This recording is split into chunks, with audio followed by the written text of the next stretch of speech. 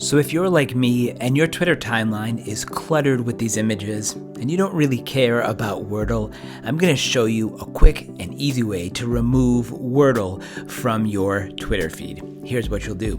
When you log into Twitter, you're going to want to go down to where it says More and then Settings and Privacy. From here, you're going to want to choose the option that says Privacy and Safety.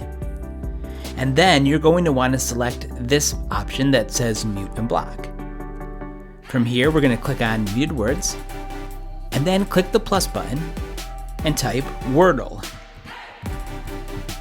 From here, you have a couple choices in terms of how you want this mute to work. I'm going to choose to hide it from my timeline, and I'm also going to put hide from anyone because I don't want to see those Wordle notifications.